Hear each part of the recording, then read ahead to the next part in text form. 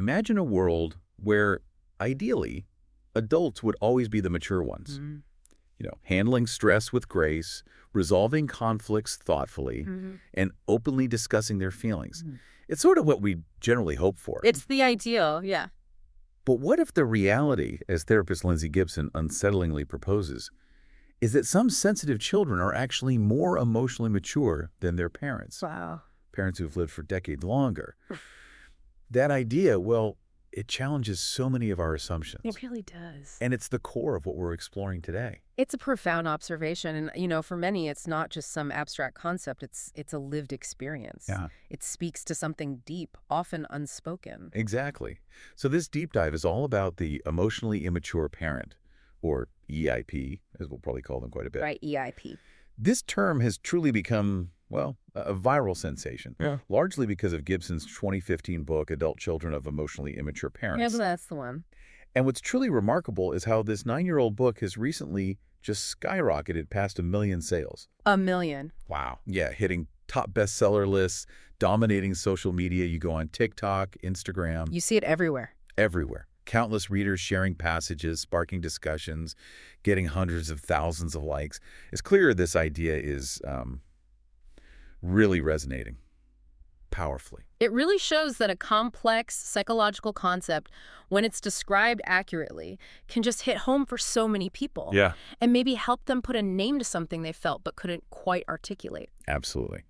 So our mission today is to unpack this powerful concept for you. We'll delve into what an EIP truly is, explore the different ways this immaturity can, show up, understand the profound impact it has on adult children, and crucially, we'll also step back a bit. Right. Look at the wider cultural, historical, even generational lenses we use to interpret these really complex family dynamics.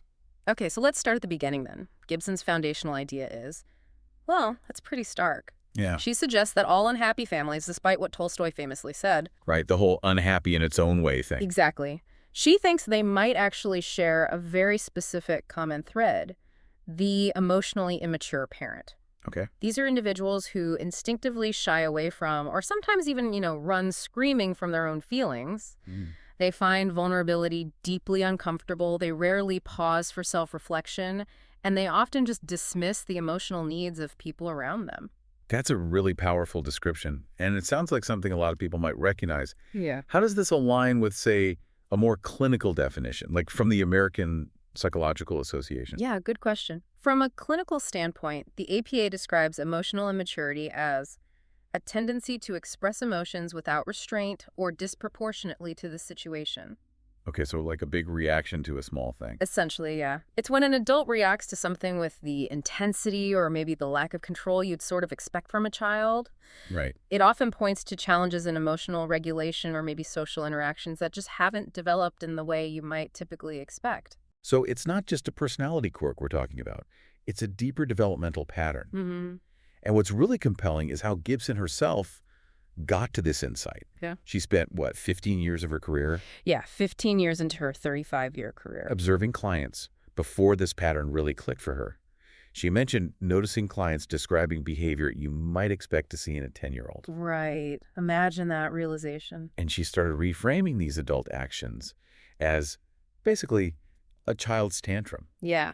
And that simple relabeling, she found, gave her clients huge clarity. Yeah. And maybe more importantly, it helped them stop blaming themselves for these difficult family dynamics. Oh, that's huge. Because for so many people, the self-blame is almost heavier than the situation itself. Exactly. Understanding that a parent's actions might stem from their own immaturity rather than some failing in the child. Well, that's incredibly liberating, isn't it? Totally changes the narrative. Yeah. It absolutely does. And it makes me wonder, for you listening right now, have you ever been in an interaction with an adult, maybe even a parent, where you felt like, hang on, I'm the one being more mature here? It's surprisingly common. It really is. Oh. So if that resonates even a little bit, let's dig into how these core characteristics of emotional immaturity actually show up day to day. What are the signs, subtle or not so subtle? Okay, yeah, the signs. Well, the first key indicator is often a really profound lack of empathy or emotional vulnerability. Okay. So while an EIP might be highly reactive themselves, fly off the handle, Right. They really struggle to show genuine underlying feelings. So if you bring your problems to them, Yeah. you might just get dismissed, or they'll minimize it, or just withdraw completely. The insight here is they fear emotional exposure more than they fear causing you distress. And often this lack of real vulnerability gets masked by these big, showy extremes of emotion, right? Exactly. Think intense bursts of anger or frustration. Maybe a parent flying into a rage over a grade. Or some small perceived slight. Yeah, but it's crucial to see these aren't vulnerable expressions of how they truly feel deep down. They're more like an emotional release, a knee-jerk reaction. It's actually a symptom of their deep resistance to their actual, maybe deeper feelings like sadness or fear. It's very different. Okay, that makes sense. It's performative emotion almost, not connective. Sort of. And that resistance often means your needs consistently came second. Mm-hmm. EIPs are fundamentally preoccupied with their own desires, their own expectations. Wow. They often demand this kind of blind allegiance. Blind allegiance, wow. Yeah. And the really powerful insight here is that this constant focus on their emotional world leaves a child feeling perpetually insecure, just overshadowed. Which, you can imagine, leads to this deep sense of emotional loneliness. Absolutely. Even if they provide the basics, food, shelter, there's this distinct absence of emotional presence. No warmth, no real nurturing, no openness. Yeah. So you're left feeling alone with your feelings, sensing that trying to talk about them would just be met with, discomfort, or maybe outright rejection. Exactly. And this emotional void often fuels manipulation or guilt tripping. Ah, okay. How so? Well, EIPs often use strategies like guilt and shame to get their way. But what's particularly insightful, I think, is that while these are manipulative tactics, Right. they often stem from the parent's own deep-seated unmet needs. It's almost like a survival instinct left over from their own past.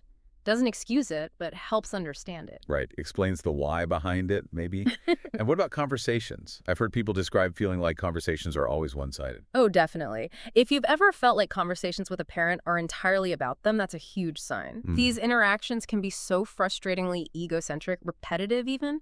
They might downplay your side of things, constantly steer it back to their experiences. Or just dismiss what you're trying to say. Exactly. Leaves you feeling unheard, perpetually stuck in their narrative. And this dynamic, it seems like it puts the child in a weird position. Like they end up knowing more about the parent's issues than the parent does. That's spot on, because EIPs tend to talk around their problems without truly acknowledging the core emotions. Right? Their children often develop this almost hyper-awareness of what's really going on. They see the patterns the parent cannot or maybe will not see. It's like they're projecting their emotions, making them emotionally contagious. Is that a thing? That's a great way to put it. Yeah, emotionally contagious. EIPs often express themselves through nonverbal cues, maybe sighs or body language or these sudden outbursts. And they expect you to just know. Pretty much. They expect loved ones to intuit what they want without them having to actually say it. And the crucial insight is how this can lead to children becoming really enmeshed in their parents' emotions. Boundaries get blurred. Totally blurred, until the child feels like they have no emotional space of their own. And this constant boundary violation, where the child is seen more like an extension of the parent, that must impact their sense of self, their autonomy. Hugely. It can lead to a significant lack of emotional autonomy. You might grow up feeling judged or disapproved of for simply having thoughts or desires that don't perfectly match theirs. It really hinders developing your own sense of individuality. Wow. These signs paint a really clear, if difficult, picture. But Gibson actually took it further, didn't she? She identified 4 distinct types of EIPs. She did. 4 types, each with its own specific flavor of immaturity, you could say, and consequently a unique impact on their children. It's also worth remembering, these types aren't always neat boxes. They exist on a spectrum. Right. Someone could have traits from more than one. Exactly. But understanding the types can be really helpful. Should we dive into them? Yeah, let's do it. What's the first one? Okay, the first is the emotional parent. The core insight here is their sheer unpredictability. Unpredictability. They react impulsively rather than responding thoughtfully. They're deeply consumed by their own immediate needs, and they fundamentally resist mending any relational problems or ruptures. So difficult to resolve conflict with. Very. Their behavior is often chaotic. They might swing between demanding overwhelming closeness one minute and then suddenly pulling away the next. They often use manipulation, and tend to see their child as either their rescuer or the one abandoning them. Very black and white. And the child of an emotional parent, what's the impact there? They often live with really high anxiety and fear, constantly walking on eggshells. Yeah, I've heard that phrase a lot in this context. It fits perfectly. Yeah. These children tend to kind of absorb or embody their caregiver's distress, and they're more prone to developing what's called a disorganized attachment style, struggling with both closeness and independence. Okay. That sounds incredibly stressful. Yeah. What's the next type? Next up, we have driven parents. The defining characteristic here is their relentless focus on their own goals and opinions. Their own agenda. Exactly. Often at the expense of others' feelings or needs.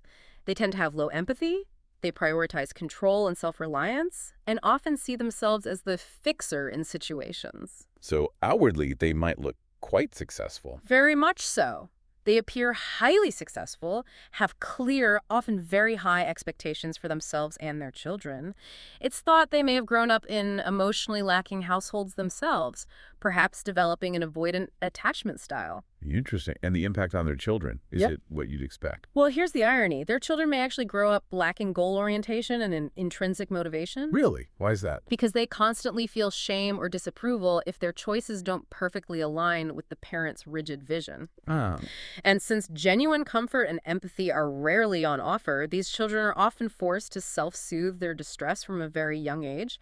They learn emotional independence maybe too early. Okay. Driven parents. Got it. What's number 3? The third type is the passive negligent parent.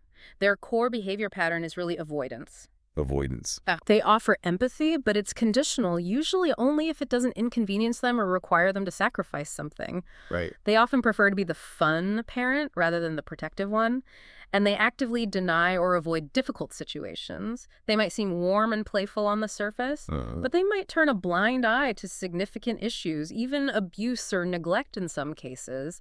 They often gravitate towards equally immature partners and just withdraw emotionally when life gets tough. So for the child, what does that feel like? It means being left to navigate difficult situations alone.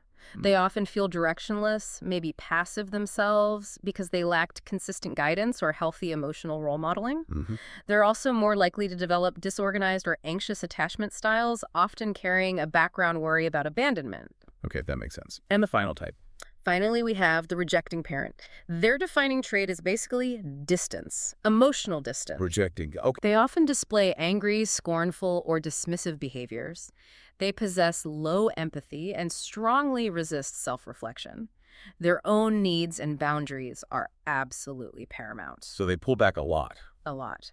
They often withdraw from family life, preferring a hands-off approach and needing significant alone time. They establish very strict, sometimes impassable boundaries and effectively rule the roost through an intimidating or withdrawn presence. And the children, how do they cope? Children of rejecting parents learn very quickly, sadly, to see themselves as an annoyance. Oof. Yeah. They instinctively avoid seeking comfort, affection, or compassion because they want to avoid the parent's, stern wrath or cold shoulder. So they learn to suppress their needs. Exactly. They almost invariably develop an avoidant attachment style, learning very early on that emotional needs are best kept hidden. Wow. Those 4 types, emotional, driven, passive, rejecting the time, they provide such a powerful framework for understanding these patterns. They really do. Helps make sense of complex behaviors. But as we've kind of touched on, life is rarely just black and white, is it? Not at all. So it feels crucial now to step back and ask, is it always just about individual immaturity? Or are there broader cultural, historical, even generational forces shaping this? This feels like where the deeper dive really begins. Absolutely. And this brings us squarely into this whole phenomenon of therapy speak, as Katie Waldman called it. Right. Therapy speak everywhere now. It is. More and more people are making sense of their lives using psychological language. We talk about naming dynamics, joking about coping mechanisms, discussing attachment styles quite readily. It's become part of the cultural vocabulary. It really has. And look, while these labels definitely hold truth and give people useful language, there's also a critique, isn't there?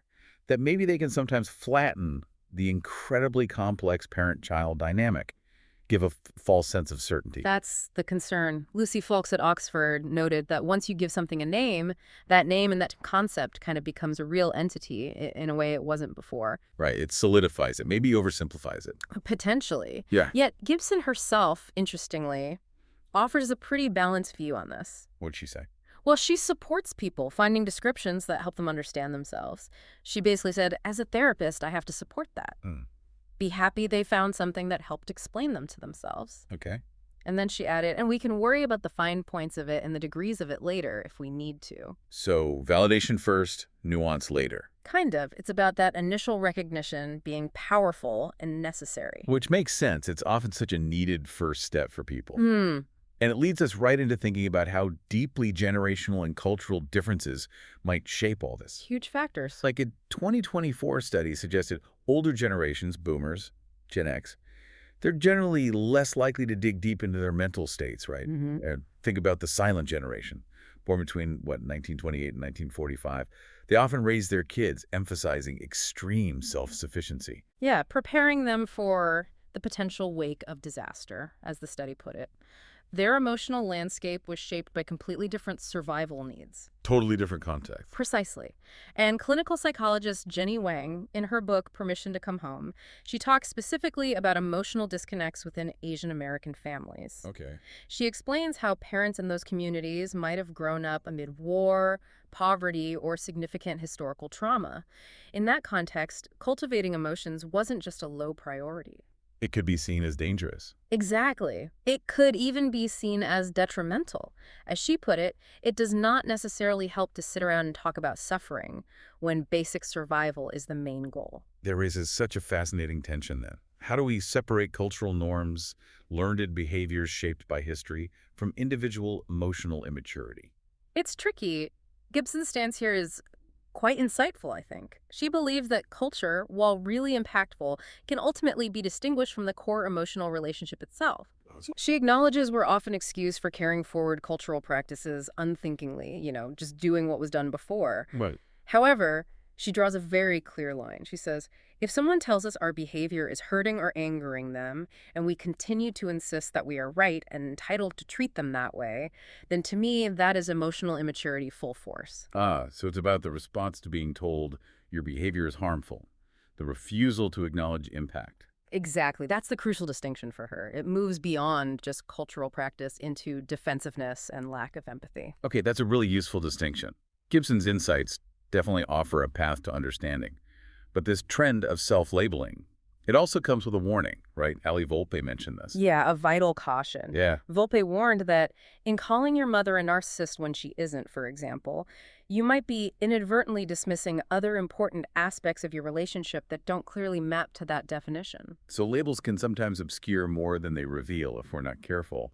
The nuance matters. It definitely does. And zooming out even further, let's think about how our actual definition of parenting has changed over time. Right. Naomi Hodgson pointed out that the word parenting wasn't even common until the 1970s. Isn't that wild? We now live in this era of the responsibilized parent. Responsibilized, meaning? Meaning parents feel this immense pressure to raise children correctly, according to the latest scientific findings, the latest expert advice. Oh, yeah. The pressure is intense. Hugely. And this child-centered, time-intensive parenting has become the norm, the gold standard almost. Yet, ironically, it might actually be contributing to increased anxiety in children. And what's really interesting is the observation that kids who engage in more independent activities often strengthen their own emotional maturity. And we often fall into what Hodgson called the causality trap. Assuming it's a one-way street. Parent does X, child becomes Y. Like, if you don't do certain things by a particular age with your children, then potentially they're going to become these adult children who are needing to heal themselves. Exactly. But we really need to zoom out sometimes. A child's loneliness, for instance, might stem from broader economic factors, social pressures. Not just because a parent didn't say, I love you enough or in the right way. Precisely. Context is everything. Which brings us to a wonderfully grounding concept, I think, from the British psychoanalyst Donald Winnicott back in 1953. Yes. Yeah. The good enough mother. Such a brilliant concept. It really is. It's not about perfection at all. Winnicott said, a good enough mother starts with almost complete adaptation to her baby's needs. Meeting them fully. But then, crucially, she adapts less and less completely, gradually. according to the infant's growing ability to deal with her failure. Right. Her occasional manageable failures, like not responding instantly, actually help the child adapt to reality, learn to tolerate frustration. It's such a profound shift from the modern pressure cooker of perfect parenting. It truly is. It's about healthy, gradual separation and building resilience. And, despite what some corners of TikTok might imply, Gibson herself doesn't expect faultless parenting either. She actually believes that the very act of being concerned about how we affect our family members. Just worrying about it. Yeah. Regardless of our specific emotional skills or repertoire, just being concerned is itself a promising sign. Okay. The real key for her is a parent's willingness to make amends. She says, if I express my feelings, that parent pays attention, that parent notices, and they will make amends or reconcile with me. The repair. That's the hallmark of emotional maturity for her. Not perfection, but the ability to repair ruptures. That is incredibly reassuring, actually. So, okay, we have this deeper understanding now of EIPs, the types, the signs, the broader context. What are the lasting impacts on adult children? And maybe more importantly, what can you do about it if this is your experience? Right. Well, the lasting impacts are unfortunately significant. Children of EIPs often develop insecure attachment styles. We talked about those: avoidant, disorganized, anxious. Exactly. The specific type often reflects the parent's particular brand of immaturity. Like, driven or rejecting parents might lead more to avoidant attachment. While emotional or passive might lead more to disorganized or anxious. Generally, yeah, those are common correlations. And beyond attachment. What else? We often see the development of what are called early maladaptive schemas. Schemas, like mental blueprints. Kind of. They're these deep-seated negative templates about yourself, others, and the world, formed in childhood, but they keep influencing your thoughts, feelings, and relationships in adulthood. Wow. And many adult children find themselves in a role reversal. It's called parentification. Taking care of the parent. Essentially, yeah. Becoming the caregiver for their own parents, sometimes even for themselves at a very young age, taking on responsibilities way beyond their years. And ultimately, these patterns can lead to unhealthy adult relationships, mood disorders. It has real consequences. And it's not just about one generation, is it? There's that intergenerational piece. Absolutely crucial.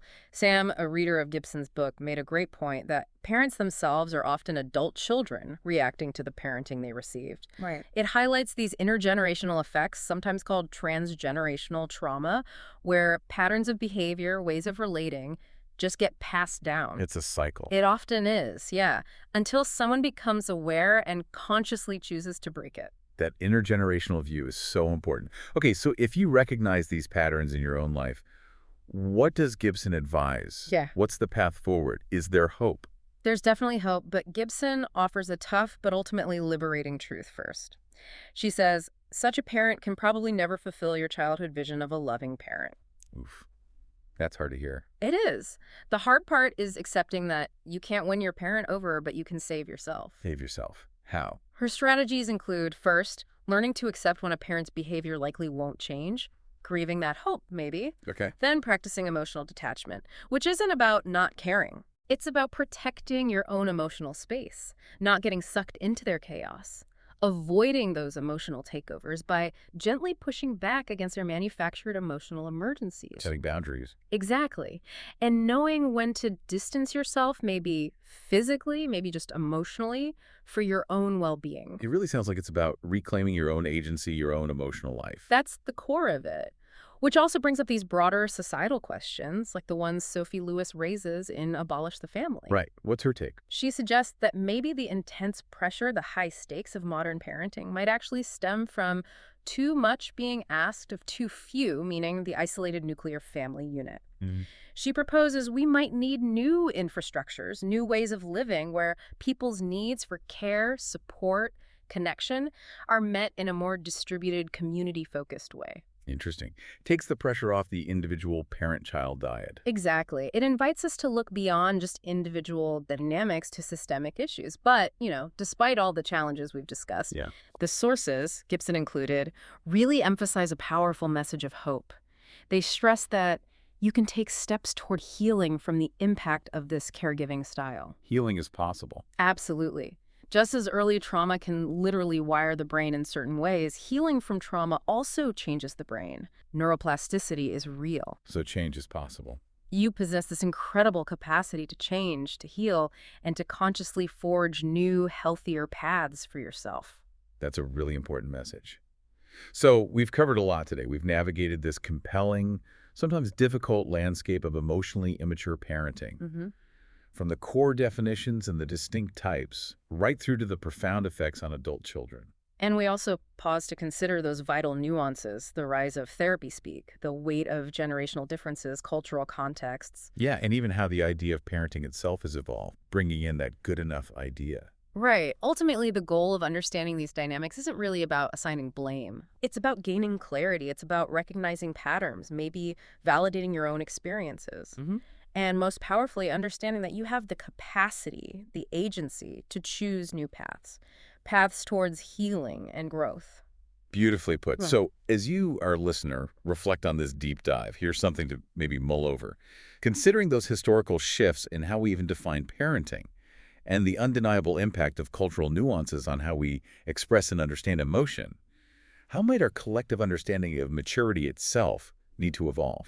Interesting question. How can we perhaps move beyond just applying labels and instead work towards fostering genuinely empathetic and resilient family systems for the future? Systems that focus less on fault and more on deeper connection and authentic emotional repair.